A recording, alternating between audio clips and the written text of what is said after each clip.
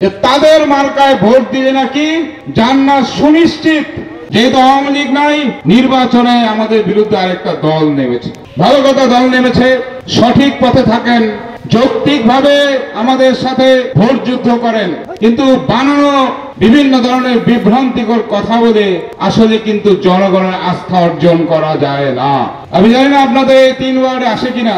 আমি দাউদকান্দিতে বিভিন্ন এলাকায় ঘুরতে গিয়ে দেখেছি। আজকে সকালে পালের বাজারে গিয়েছিলাম আপনাদের মতো একটু উঠান বৈঠক করতে। সেখানে ওপেন আমাদের সেখানকার মহিলারা একটু অভিযোগ করলো। অভিযোগটা কি?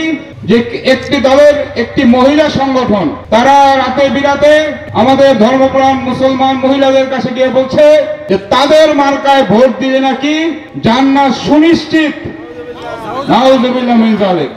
আমি কয়েকদিন আগে বলেছি, আবারও বলছি, মোহাম্মদপুরের ইউনিয়ন একটি গ্রাম থেকে আমাকে ফোন দিয়ে বলল একজন মহিলা যে ভাই আমি অমুক, আমার বাড়ির যত লোকজন আছে সকলে ধানের শীষের ভোটার।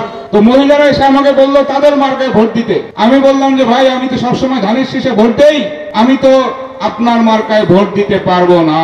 তখন ওই মহিলা যারা একটা এজেন্ডা নিয়ে তাদের কাছে গিয়েছে, তারা বলল আচ্ছা ঠিক আছে ধানের শীষ মার্কায় ভোট দেন, কিন্তু হাসরের ময়দানে যদি জাহান্নামে যান আমাদের কিছু করার থাকবে না। নাউযুবিল্লাহ। একমাত্র মুহাম্মদ রাসূলুল্লাহ সাল্লাল্লাহু আলাইহি ওয়াসাল্লাম হাসরের ময়দানে সুপারিশ করবেন, তার উম্মতকে জান্নাতে নেওয়ার জন্য তিনি আল্লাহর কাছে সুপারিশ করবেন।